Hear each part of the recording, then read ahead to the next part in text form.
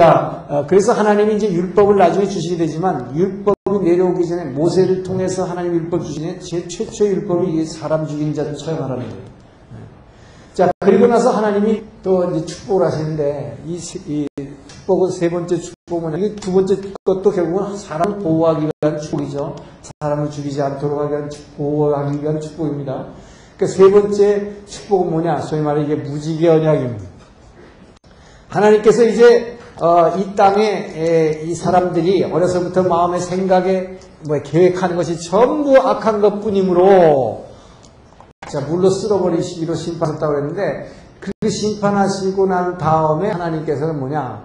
이제 이 세상을 더 이상 내가 쓸어버리지 않으시겠다는 약속을 하십니다. 그래서 이제 이 인간의 심판을 갖다가 인간의 심판을 보류하시겠다는, 자, 보류하겠다는 약속입니다. 이 말은 뭐냐? 전체적인 심판입니다. 부분적인 심판이 아니라 인류 전체에 대한 심판. 인류 전체의 심판을 갖다가 보류하겠다는 것입니다. 왜냐? 이 이유를 설명하시는데 이것도 처음에 홍수 심판할 때의 그 원인하고 비슷해요. 뭐냐?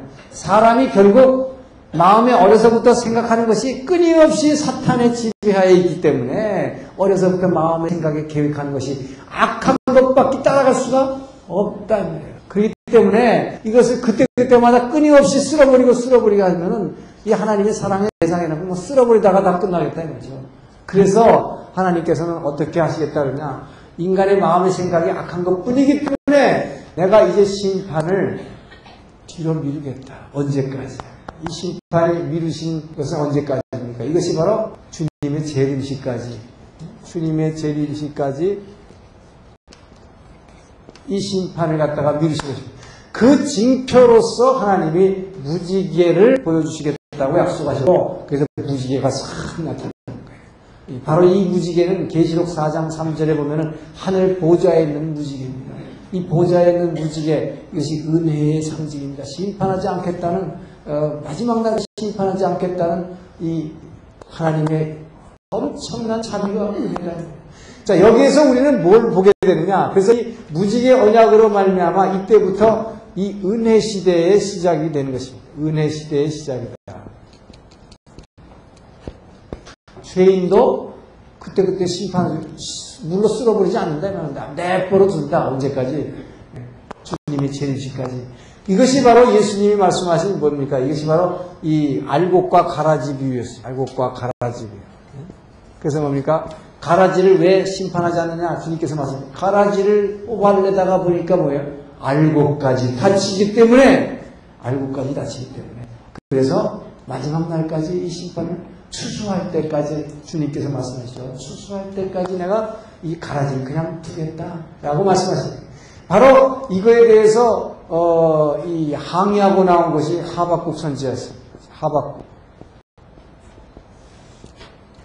이 하박국 선지자는 이 하나님께서 노아 홍수 후에 이 무지개 언약을 잘 기억을 못했던 것 같아요. 이 하박국은 남유다 왕국이 멸망할 직전에 16대 왕 여호야킴이라고 하는 아주 악한 왕이 있었어요. 여호야킴이라는 이 여호야킴이라는 17대 왕인데 이 여호야킴이라는 아주 악한 왕을 그냥 끊임없이 백성들을 착취하면서 백성들에게 그 돈은 정말 그때 못 살고 있는 사람들에게 착취해가지고 애굽 왕에게 바로 왕에다가 자꾸 뭘 갖다 바친다. 물론 자기 왕위를 지키기 위해서 그러죠. 자, 그럴 때 이 하박국이 하나님을 향해서 막 손가락 치면서 항의하는 거예요. 하나님, 왜 하나님 살아계시면 이 나쁜 놈, 이렇게 나쁜 왕을 그냥 두십니까? 저것부터 하나님이 심판하셔야지. 그러니까 이 유다 백성들이 어떻게 하나님을 공의의 하나님이라고 믿겠습니까? 항의했다는 거예요. 자, 그러니까 하나님께서 이게 하박국 2장에 나오는 얘기입니다. 하박국 2장에서 하박국은 하나님께 항의하는 거예요. 왜 악한 자들 저렇게 이렇게 나쁜 놈 그냥 둡니까? 그러니까 사람들이 하나님 없다고 하지 않습니까? 그때 하나님께서 말씀하시죠. 내가 너 절대로 그런 걱정할 필요 없다. 내가 반드시 뭐예요? 심판할 것이다. 심판할 것이다. 그런데 내가 정한 방법으로 내가 정한 때에 심판 심판해야 되니까 그 네 소관 아니란 말이야. 그러니까 우리 생각에 뭐예요? 저렇게 나쁜 놈이 있으면 저거 빨리 없애버리지 그냥 둡니까? 근데 이건 내가 한다. 네가 그거에 관한 할 거 안 돼. 너가 할 일은 뭐냐? 오직 세상에 세운 권세도 하나님 내가 준 것이므로 너는 순종해라 무조건. 그러면 내가 너는 축복한다 이 말이야. 그가 좋서 나쁘고 위의 권세에게 순종하는 자에게 하나님 무조건 축복하시다고 약속하십니다. 그런데 그에 대한 심판을 내가 하겠다. 누굴 통해서 할 거냐? 내가 갈대아 사람을 통해서 심판하겠다. 갈대아 사람이 누구니까? 바벨론을 들어서 심판하겠다. 바벨론을 들어서 심판하겠다 그러니까 또 하박국이 그래요. 사람 마음이 희한하죠? 왜 저렇게 나쁜 심판 안 하냐고 그랬는데, 심판하는데 이방의 아주 그 거친 이방인들 데려다가 심판하겠다 그랬더니, 아이고, 그래도 이 하박국이 그래도 유대인인데요. 이건 또 아브라함의 자손인데요. 그때는 또 뭐예요? 이거 내 백성, 우리 백성이니까 또. 근데 왜 저런 악한 이방인을 통해서 이거 치십니까? 그걸 됩니다. 또 그래요. 그러니까 우리는 사람은 뭐예요? 끊임없이 하나님한테 참 우리 소관상하니 엉뚱한 걸 자꾸 요구한단 말이에요. 처음에는 이 나쁜 놈 왜 그냥 두냐고 했다가 이 심판하겠다 했는데 이방 사람 들어서 심판했다 했더니 그건 또 안 된대. 이게 그래도 아브라함 자손인데. 그때 하나님이 그런 그건 네 소관 아니다 이 말이에요. 내가 그를 통해서 자 근데 여기서도 보면 뭡니까? 하박국이 이렇게 억울해하지만 바로 이 여호야킴이라는 이 가라지를 심판하려니까 바벨론이라고 하는 이방인을 사용하게 되는데 그걸 통해서 사용하니까 누가 다쳐요 실제로? 알곡이 다 다치는 거란 말이에요. 이게 유다의 멸망이에요. 이게 유다가 멸망하는 것이에요. 하나님 그러니까 뭡니까? 지금 내가 치지 않는다 말이죠. 내가 정한 때에 치니까 너 거기 걱정하지 마라. 그러니까 그때서야 하박국이 알고 그러면 하나님이 우리 알고까지도 친다는 모양인데 내가 잘못했습니다. 이거 잘못 알고 이거 왜 안 치냐? 이걸 치려다 보니까 가라지 치려면 알곡도 같이 다쳐.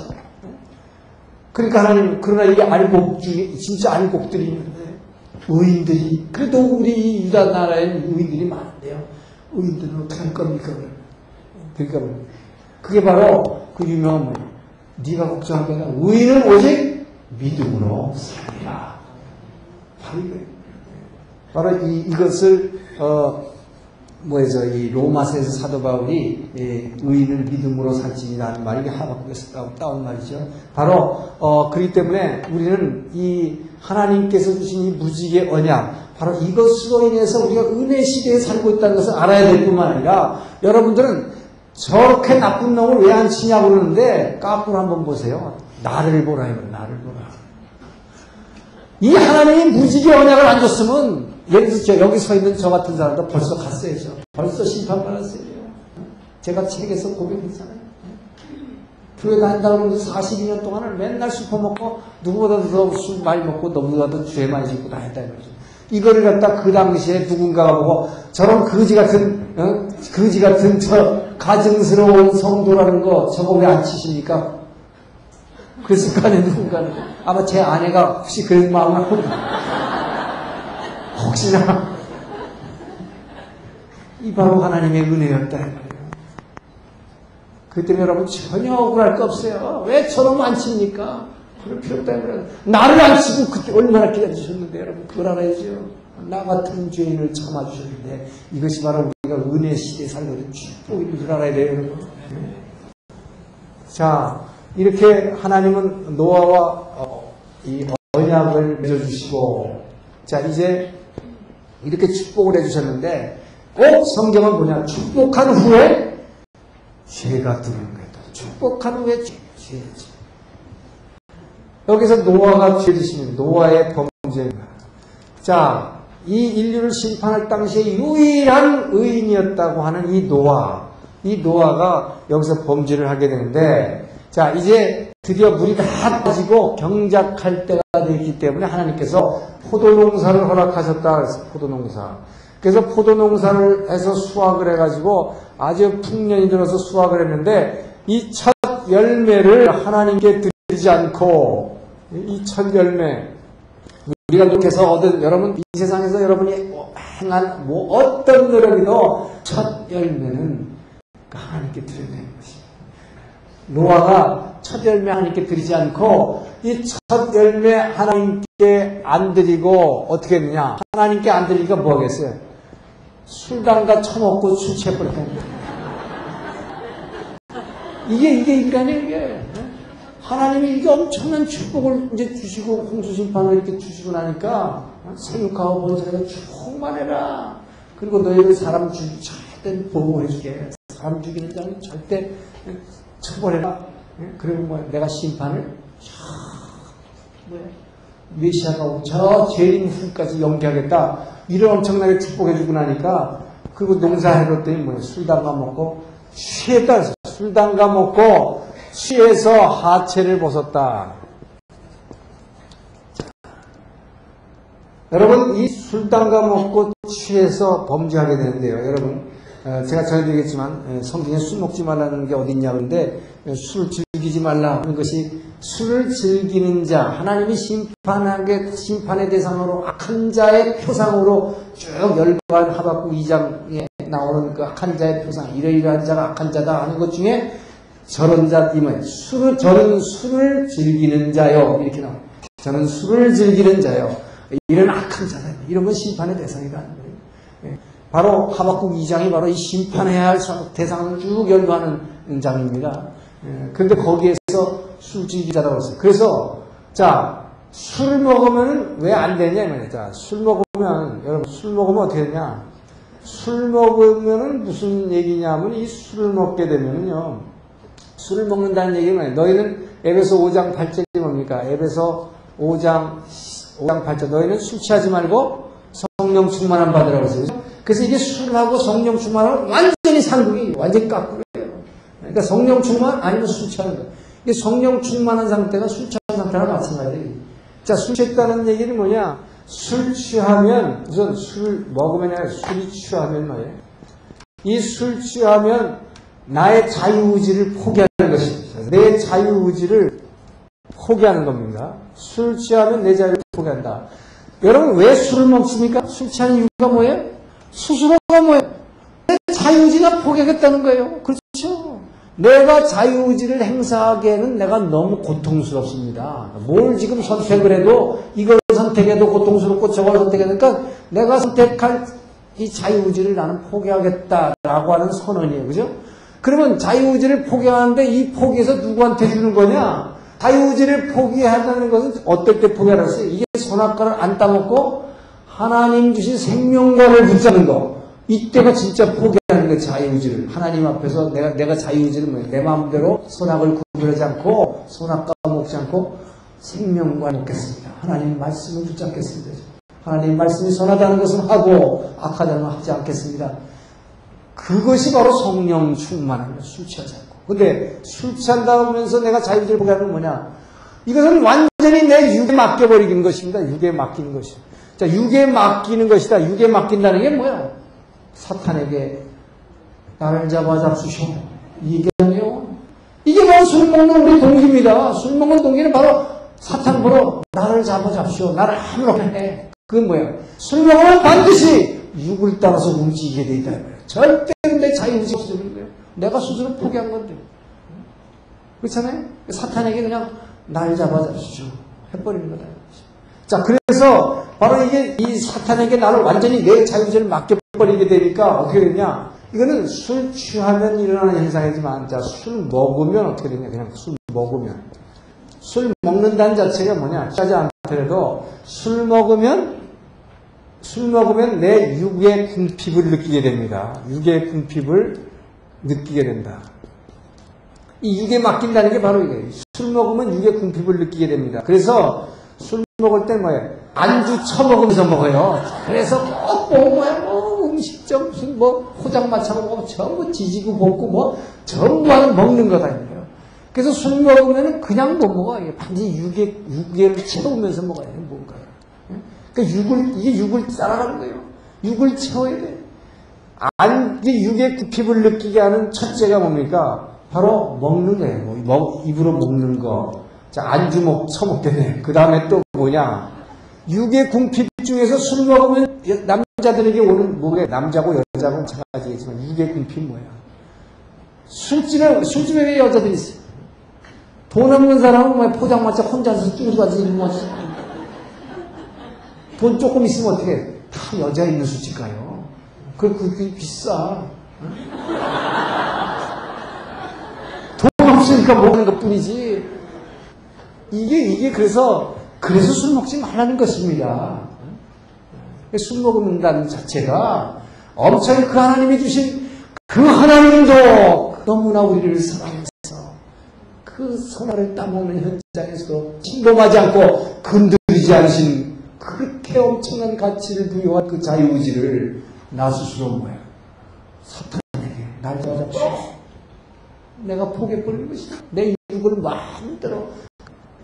자, 그래서 이 노아가 바로 이렇게 술 취해버리니까 어떻게 되냐? 이 첫 열매 가지고 하나님께 드리지 않고 이걸 가지고 그냥 술 취해버리니까 뭐야? 하체를 벗어버린다. 자, 우선 보면 여기서 뭐라 합니까? 하체를 벗고 나니까 하체를 벗었더니, 자, 하체를 벗었다. 하체를 벗었더니 가나안의 아비 함이 이것을 보고, 자, 함이 보고서 됐어요.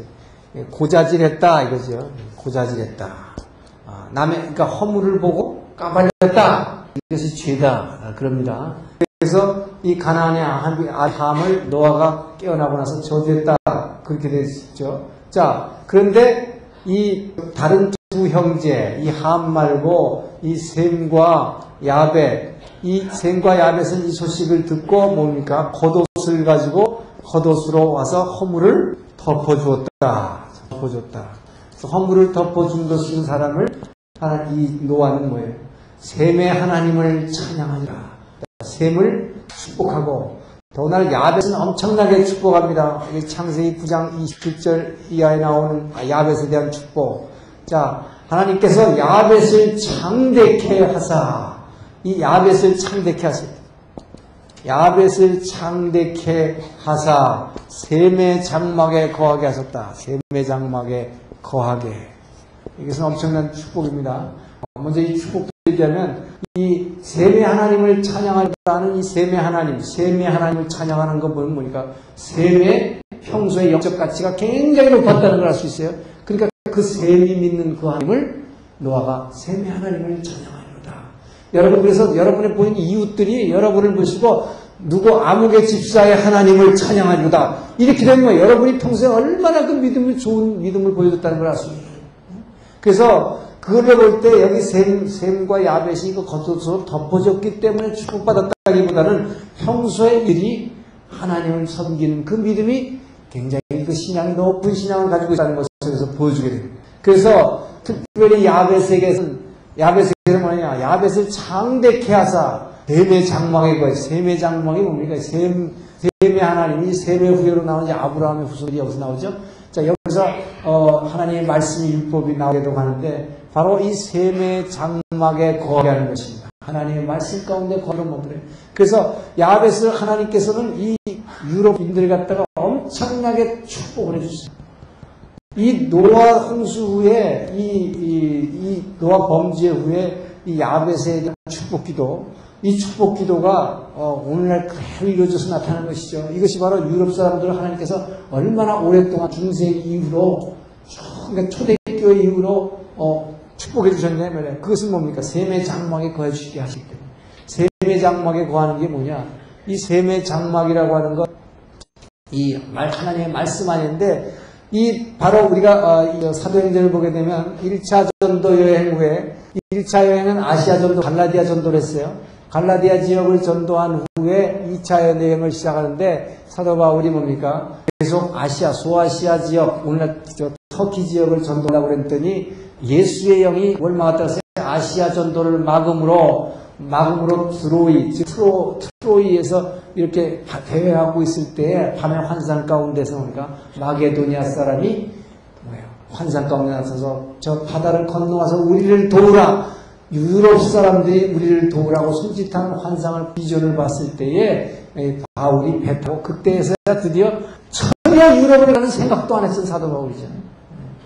근데 이 사람은 먼저 아시아도 전도해야겠다고 생각하고 있었는데 예수의 영이 아시아 전도를 막고 유럽으로 그게 바로 뭡니까? 바로 빌립보 교회를 처음 개척했고 그때부터 데살로니가 교회, 막 고린도 교회 이 바로 2차 전도에 유럽이 복음화되는 이 야벳을 창대케 하사 셈의 장막에 거하게 하시는 이 하나님이 사도 바울을 통해서 그 복음을 유럽으로 먼저 건너가게 해서 유로피안들로 하여금 전 유럽을 복음화시켰을 뿐만 아니라 미국을 거쳐서 전 세계의 선교사들을 파송하고 이 야벳을 창대케 하십니다. 그렇기 때문에 하나님은 이 선교하기 위해서 먼저 물질적인 축복을 주신 것입니다.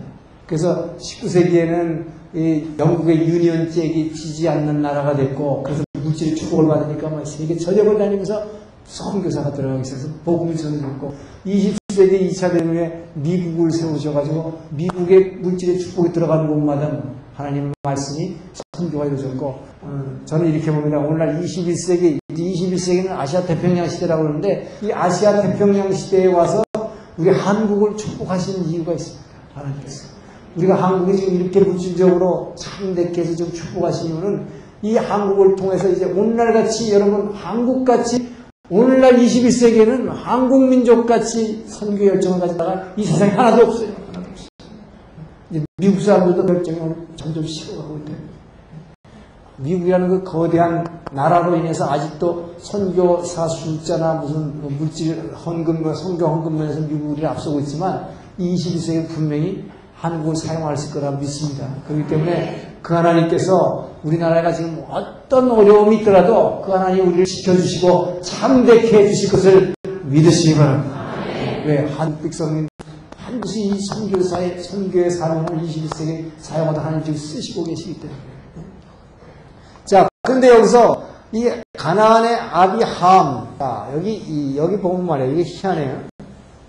분명히 여기 보면 가나안의 아비 함이 보고서 고자질했기 때문에 이를 이제 저주했는데, 근데 보십시오. 죄를 누가 졌어요? 함이 졌어.